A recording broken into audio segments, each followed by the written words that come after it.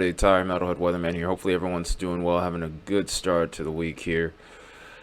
If you're dealing with the Monday blues, keep your head up and we'll get through it together. Hasn't been the best Monday for me either. Look to the end of the video to find out what's been going on to a point. Not in full detail, but anyways, we're not here to talk about that at the moment. We're here to talk about the weather. So, interesting things have been happening over the last couple of days, and stuff is still going on currently that's kind of caught my attention here. For one, it was the ice storm that ended up developing over here towards the deep south over here towards Texas and Oklahoma. Oklahoma actually got it pretty bad here. Some areas that had 4/10 of an inch of accumulating ice, and kind of put it in perspective for you, 1/10 of an inch ice can make travel real sketchy.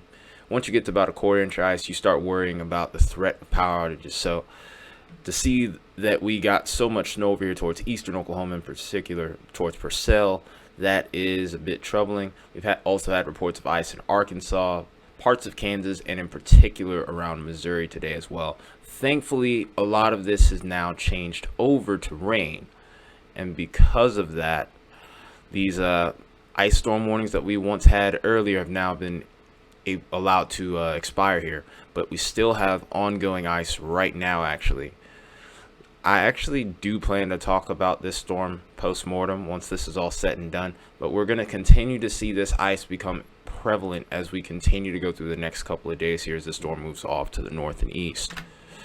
So buckle up, because we're going to get into the details of that in the next few days ahead here.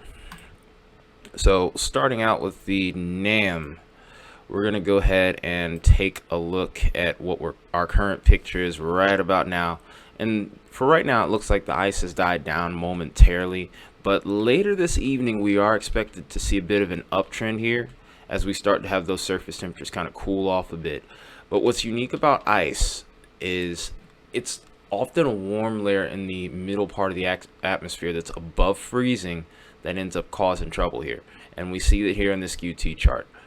You can see that we're right at freezing at the ground level, but once we go beyond that, once we see this push off to the right, that means the temperatures are increasing. When you see it go off to the left, it's decreasing. And it's this sector right here that's above freezing. So where we would originally see this as snowfall up to this point here, once we get here, that melts, becomes a rain droplet, but with the ground being below freezing, you end up seeing this freeze on contact. It becomes freezing rain, and then it is a huge problem. So be on the lookout here if you're south of Chicago. Be on the lookout here if you're south of Detroit and areas towards northern Indiana and parts of northwestern Ohio. This will continue to be a prevalent thing throughout the day before eventually switching back over to rain. So this will be a little quick sleet, freezing rain type event, but still this could be disruptive for our ghost shift people and anyone that might be going in on first shift. Just be careful of the roadways. So that being said, eventually we do start to see more snow coming into play, but this will be more towards the Great Lakes states and parts of the Northeast. But this is going to quickly change over to rain as this warm air mass is starting to take over here. We've been kind of talking about that for a while. And with this warm air mass coming in and increasing Gulf moisture coming into play as well, the threat of severe weather will start to come back into play. But particularly one thing that I'm making note of is look at how all of these storms just continue to go over the same areas over and over. Flooding is going to definitely become a real concern over the next few days, particularly over the Gulf Coast and the southeastern states here. So eyes front over here towards Louisiana and Texas, we might be dealing with potential for some flash flooding here.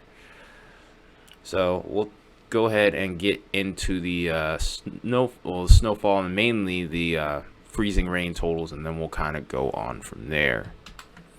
As far as the snowfall is concerned, nothing really too crazy from this system. And then a lot of this, like I said, is not going to be sticking around due to the simple fact that this is going to eventually change over to rain, which is going to thaw out a lot of that snow. Going to melt away pretty quickly here. But even then, we could get a quick burst, about 2 to 4 inches of snow. Maybe some higher elevations may have to stick around a little bit longer. The fact of the matter is, I wouldn't be too concerned about the snow this time around. It's definitely looking more like a sleet, maybe ice event, albeit a brief one nonetheless. Speaking of the ice, here are the totals for the ice. We'll go ahead and compare all the models here. I mainly like to go off of the blended models here because this is a happy medium here. But some of these do get pretty extreme here. From the looks of it, we have mainly a consensus of about 1/10 to maybe 2/10 of an inch, maybe a little bit above in this case. So travel will be difficult, and the threat of maybe some brief power outages could be possible here based off of Winter Storm Severity Index. But nonetheless, though, this is still something that needs to be watched pretty closely here as time goes on here. But all the models across the board have pretty much designated this area as a bullseye over here. Some of the models, like I said, get pretty extreme, like this over here. I think this is beyond bullish over here, but this is, of course, an experimental model.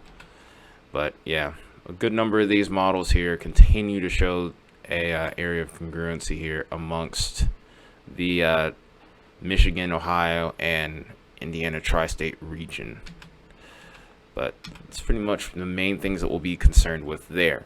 As I mentioned with rainfall, there is another area that I did not quite mention just yet, and we're going to be seeing an increased amount of activity over there. And I've been talking about it in the last few videos, but the Northwest, man, another atmospheric river is coming in. So with that being said, cold air, moisture, snow, rain.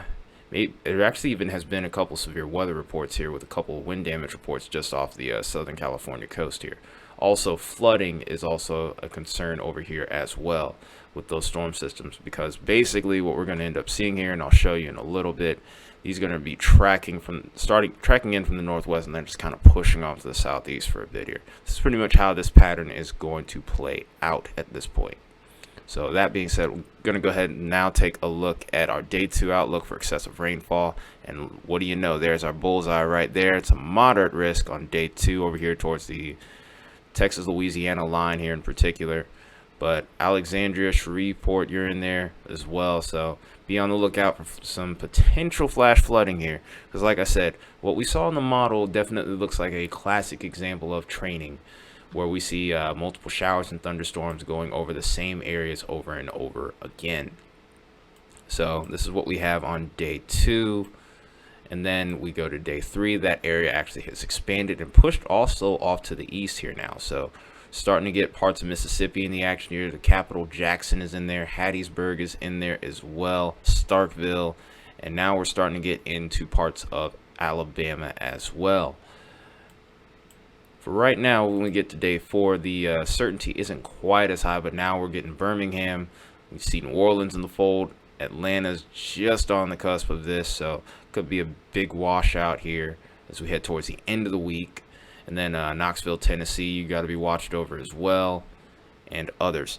So, like I said, very active next few days in regards to rainfall. The severe weather threat, thankfully, has kind of been on the down low here. But there are some areas over here towards the southwest that I would be watching, especially the valley in particular in regards to rainfall here. Could be a threat for some flooding with that as well. So far, we've only seen marginal risk, but it would not surprise me if a slight comes up. So speaking of severe threat, by the way, here's our severe threats. At the moment, we have marginal risk for day 2. This does include a 2% tornado threat, given the fact that the system that's ongoing or working its way in will have some spin involved along with it. It wouldn't be surprising to see a supercell or 2, or maybe a tornado or 2. Do not expect an outbreak. Probably not something that I would stream. Then again, you never know. I might do it, I might not. And then the same thing goes with this setup over here. For again, the Gulf Coast definitely seems like the point of interest. We've been kind of talking about this for a while. We've been looking on the longer range models. So pretty much a similar deal. This will most likely encompass a 2% tornado threat, even though we aren't within the day 2 threat right now. But fact of the matter is, a couple damaging wind gusts, maybe a tornado possible. I wouldn't really pay too much attention to the hail threat. I wouldn't be surprised if we got some small hail out of it, but nothing of major significance there. So here's that storm system that we're talking about. We're looking at the Euro this time.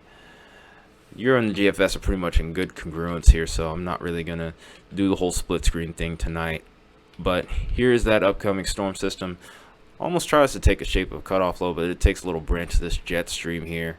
And with that area of spin right there is where we're going to have our point of interest over the next couple of days. And then once that gets going, we have another system that's going to come in behind that. And then towards the weekend, there might even be another system behind that. So we're going to start out the end of the month with a decent amount of activity here. But keep in mind, there's also this ridging that's going to be coming in. So maybe to end out the month, we may have some pretty fair weather here. So we're going to be dealing with a warm-up, brain's not working, but we're going to be dealing with a warm-up here and probably some calmer conditions, I should say. Anyway, though, here's what our temperatures are going to be looking like over the course of the next few days here. Just go ahead and put this in a loop. You can already see the warm-up beginning to take shape here, but it's really not going to be until we get towards like the end of this run where we start to really see more and more of a difference. And when we go out into a longer range here, it'll become even more prevalent. Here's a quick look at the GFS here. Like I said, for the most part, the models have been pretty congruent, but as we go further along, you can see the difference coming in here. So you start to see that warm air starting to spread further and further up to the north. We'll still have some cold mornings ahead, but it's really not going to be till the back half of the model run where we start to see a little bit of a cold return. But even then, it's not like it's going to be anything like what we've been dealing with right now. So welcome break ahead for a lot of us, I'm sure. So hopefully you're rejoicing if you're watching this video. If you do, let me know in the comments. That being said, we're going to get on with the next part of this video. Hey, so we've made it to the end of the video here. So that being said, I was going to discuss some things with the channel here. For those of you that have been more the regulars here, appreciate you if you've decided to stay to the end. But there have been there's some changes coming, because I mean there have been a few changes in my personal life as well. So with that in mind, the upload schedule will change a little bit. Don't know quite what that's going to look like. I would get into the details with you right now, but it just doesn't seem like the appropriate time to do so. Maybe later down the line I'll open up about it. And one thing I will open up about, because I can't speak worth anything, is the fact that a little while back, we recently just started this, but I'm ready to start really pushing this now a little bit. And even then, like I said, you don't have to feel obligated to join, but we started memberships on the channel now. So it's $1 a month. It's not ever going to be anything expensive. It's just mainly for people who want to support the channel. You do get access to a few extra perks. You get early access to videos, you get shout outs, of course, and sometimes you'll even get a little bit of a look into my personal life, both inside and outside the weather, for anyone that's interested.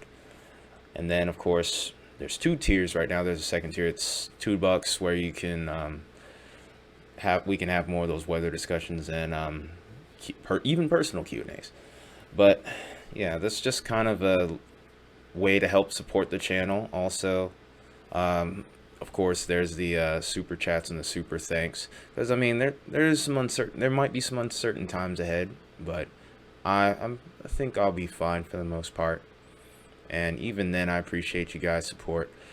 But either way, if you really are looking to support the channel, make sure you share the channel, spread the word about it.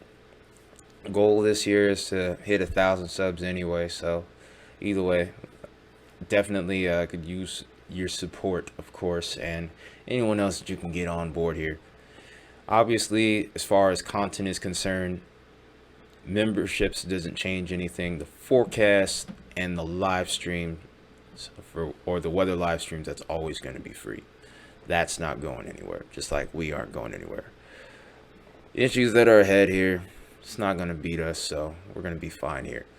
Either way, hope you guys enjoyed the video. Again, also thanks for sticking around for this part of the video too. It really means a lot to those of you that have stayed.